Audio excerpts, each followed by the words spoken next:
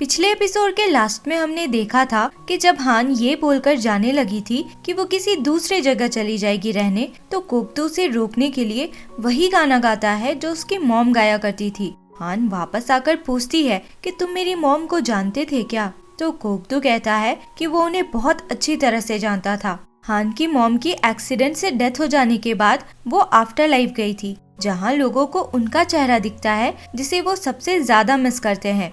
हान की मॉम को हान दिखी थी जो उन्हें रास्ता दिखा रही थी। बहुत से लोगों के ऐसे सपने होते थे जो मरने के बाद भी नहीं छूट पाते थे। वैसे लोग कोकदू पे अपना फ्रस्ट्रेशन निकालते थे। उनका गुस्सा, उनका दुख कभी कभी कोकदू के लिए बहुत ज्यादा हो जाता था और वो प्रे करता था कि ये जल्दी खत्म हो। ऐसे ही एक समय हान की मॉम वो वाला गाना गाती हुई उसके पास आती है। वो गाना सुनकर कोकदू को ऐसा लगा था जैसे सूखे के बीच में बारिश हो गई हो। हान की मॉम को तो हान दिख रही थी, तो वो आगे बढ़ के उसे हग कर लेती है, जिससे कोकदू को बहुत अच्छा फील होता है। वो कहता है, मैंने बहुत लंबे समय से मरे हुए लोगों को रास्ता दिखाया है, पर पहली बार मुझे किसी मरे हुए इंसान से इतना अच्छा गिफ्ट मिला है। अब हान की मॉम हर तरफ देखती है और उन्हें रियलाइज होता है कि वो मर चुकी है। कोकदू उनसे कुछ मांगने को कहता है। वो तो ये भी ऑफर करता है कि वो उनके मरने जीने वाला साइकिल ही खत्म कर देगा, पर वो अपने बजाय अपनी बेटी के लिए विश मांगती है। वो कहती है, अगर तुम कभी मेरी बेटी से मिले तो जो कुछ भी वो तुमसे मांगे या करने को कहे तुम करना, भले ही तुम उससे उसके आफ्टर लाइफ में मिलो या करंट लाइफ में। तुम उसके लिए कुछ भी करने को रेडी रहना, जैसे कि मैं रहती। कोकदू प्रॉमिस करता है कि उससे मिलने पे वो जो भी चाहेगी वो करेगा। कोकदू ये भी बताता है कि प्रॉमिस करने के बाद वो चाहे तो भी प्रॉमिस नहीं तोड़ सकता। अब इधर कोकदू हान से कहता है कि वो उसकी मॉम से बहुत पहले मिला था, जब वो बहुत पेन में था। हान की मॉम इमरजेंसी मेडिक थी, तो हान को लगता है कि उसकी मॉम कोकदू से मिली होगी जब बचपन में वो बीमार रहा होगा। हान फिर अपनी मॉम को याद करके कहती है, मैं तो अपने डैड पे चली गई, मॉम पे गई होती तो बहुत सुंदर होती। तो कोकदू कहता है, कोई बात नहीं, खूबसूरत चीजें जल्दी खत्म हो जाती है, बदसूरत चीजें ही लंबे समय तक रहती है, और मुझे पूरा विश्वास है कि तुम बहुत लंबे समय तक रहोगी। कोकदू को पता चल चुका था कि वो हान की सारी बातें क्यों मानता था, तो उसको यही लग रहा था कि हान सियोलहुई नहीं है। हान कहती है, तुम्हें सियोलहुई का चेहरा तो याद नहीं है, तो क्या पता वो मैं ही हूँ। कोकदू कहता है, हम ये चेक कर सकते हैं किस करके।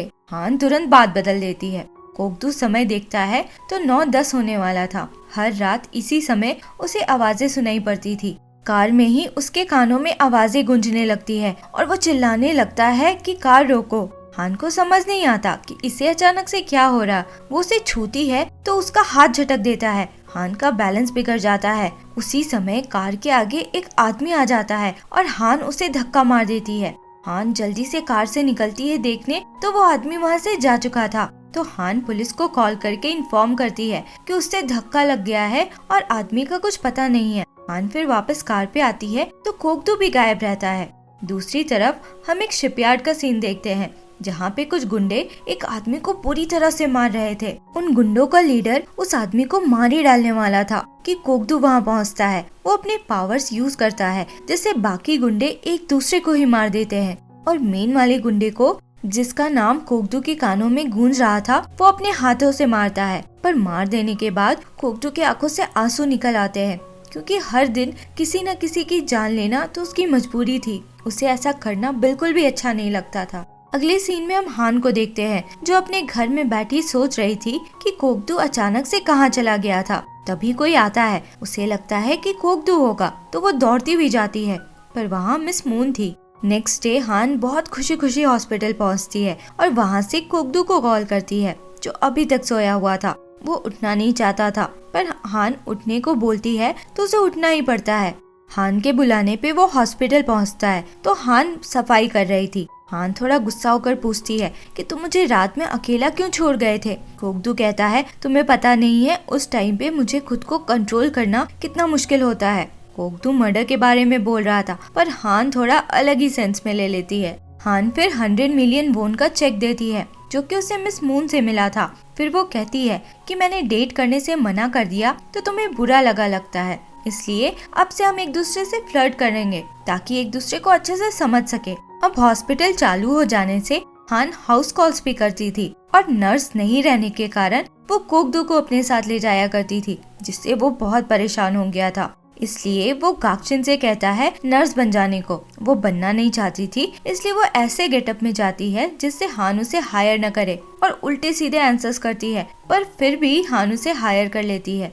नेक्स्ट सीन में हम देखते हैं कि हान कोक-दू को ढूंढती हुई मिलने पहुंचती है, क्योंकि कोक-दू उसे 2 दिन से इग्नोर कर रहा था। उस समय जब वो अपना हेलमेट हटाती है तो कोक-दू को स्यूल-हुई की मेमोरी याद आ जाती है, जब उसने हान की तरह ही हेयर पिन लगाया हुआ था, पर उसे स्यूल-हुई का चेहरा नहीं दिखता। हान कोक-दू को अपने साथ पुलिस स्टेशन चलने को कहती है, क्योंकि जिस इंसान को उसने अपनी कार से धक्का दिया था वो पुलिस स्टेशन आया हुआ था। हान पुलिस स्टेशन पहुंचती है तो जो आदमी खुद को विक्टिम बता रहा था वो और कोई नहीं बल्कि हान का एक्स बॉयफ्रेंड ये द्युन था। हान कहती है कि उसने उस आदमी का चेहरा देखा था जिसका एक्सीडेंट हुआ और वो कोई और है। पुलिस वाला नहीं मान रहा था तो हान इंसिस्ट करने लगती है कि जब कार को एक्सीडेंट से इतना डैमेज हुआ तो युद्युन को कुछ चोट कैसे नहीं लगी।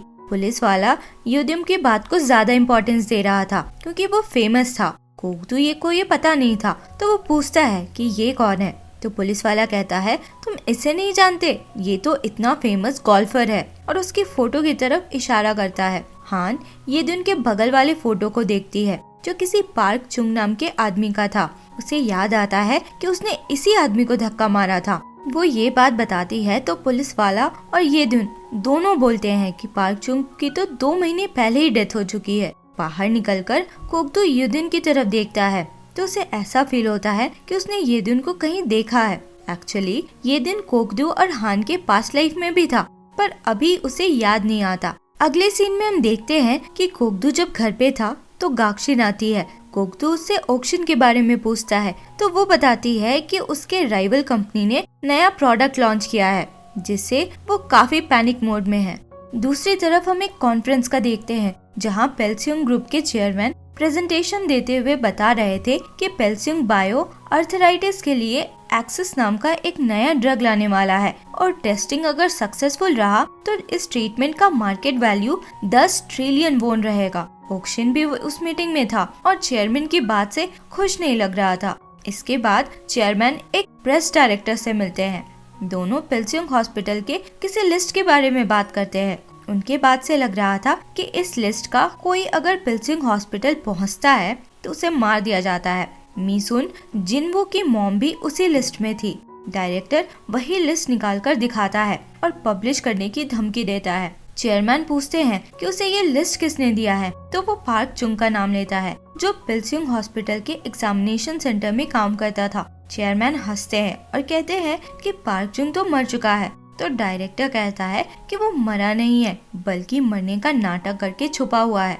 ये जानकर चेयरमैन अपने आदमी जिनशुक को उसे उसके बारे में पता करने को कहते हैं। इधर कोक-दू हान को आकर बताता है कि उसने पता कर लिया है कि पार्क चुंग किधर है। दोनों वहाँ पहुँचते हैं तो देखते हैं कि वो बहुत बुरी हालत में और अकेला था। हान चेक करती है तो पता चलता है कि फ्रैक्चर है, तो वो एम्बुलेंस बुला लेती है, पर एम्बुलेंस के पहले ये दिन वहाँ आता है। वो कहता है कि पार्क चुंग हॉस्पिटल नहीं जा सकता क्योंकि वो एक डेंजरस केस में इन्वॉल्व है और उसकी जान भी जा सकती है। ये दिन ये भी कहता है कि उसने एक जगह पता किया है जहाँ पार्क चुंग का इलाज हो सकेगा बिना लोगों को पता चले। एम्बुलेंस आने पर हान कोक-दू को पेशेंट बनाकर हॉस्पिटल ले जाती है। 9-10 बजने वाले थे तो कोक-दू वहाँ से निकलने की कोशिश करता है, पर निकलने से पहले ही उसे लोगों की चीखें सुनाई देने लग जाती है। कोक-दू को दर्द से चिल्लाता देख हान उसे शांत करने की कोशिश करती है, पर वो आउट ऑफ कंट्रोल होकर हान का ही गला पकड़ लेता है।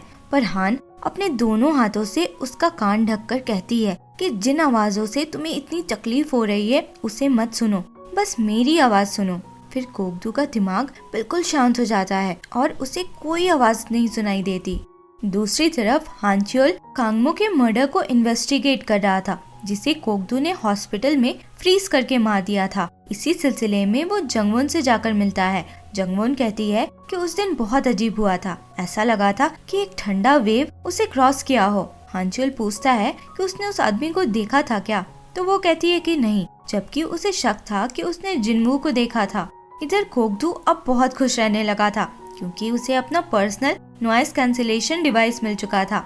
जब भी उसका मर्डर करने वाला टाइम आता था तो वो हान को कॉल करता था और हान उसे कहती थी कि सिर्फ मेरी आवाज सुनो, जिससे उसके कानों में गूंजने वाली चीखें बंद हो गई थी। कोकदू हान को कॉल करके लाइट हाउस में साथ में लंच करने को बोलता है, जिससे हान बहुत खुश होती है और कहती है कि वो उसे मैसेज करेगी। दूसरी तरफ जिनचुक पार्क chung को ढूंढता हुआ उसी जगह पे पहुंचता है जहां वो छुपा हुआ था। वहां उसे हान का कार्ड मिलता है। वो चेयरमैन को कॉल करके बताता है तो चेयरमैन उसे हान को कैप्चर करने को बोलते हैं। हान कोकदू को टेक्स्ट करके लाइट हाउस बुलाती है। वो टेक्स्ट गाक्शिन देखकर डिलीट कर देती है ताकि हान और कोकदू के बीच में गैप आ जाए और उसे हान की नर्स ना बने रहना पड़े। इधर हान पिकनिक की तैयारी में लगी थी। सारा सामान लेकर वो लाइट हाउस के लिए निकलती है तो जिनचुक उसे फॉलो करता है। वहाँ कोकदू नहीं था तो वो काफी देर वेट करती है। वो फिर भी नहीं आता तो वो उसे कॉल करती है, पर गाक्शिन कॉल कट कर देती है। तभी जिनचुक आकर हान को पकड़ने लगता है और इसी चक्कर में हान नीचे पानी में गिरकर डूबने लगती है। वो मन में कोकदू को बचाने के लिए पुकारती है। कोकदू ये सुनकर वहाँ पहुँच जाता है और उसे पानी से निकालता है। आधे होश में हान कोकदू को ओयुन कहकर पुकारती है। कहती है, तुम्हें इतना लेट कैसे हो गया? हान कोकदू को किस कर लेती है, जिससे कोकदू को सब याद आ जाता है। वो कहता है, तो आखिर तुम ही सियोल हुई हो। और ये एपिसोड यही खत्म होता है। आगे क्या हुआ इसके लिए अगले एपिसोड में मिलते हैं। अगर एक्सप्लेनेशन पसंद आया हो तो लाइक, शेयर एंड सब्सक्राइब करें। Thank you for watching.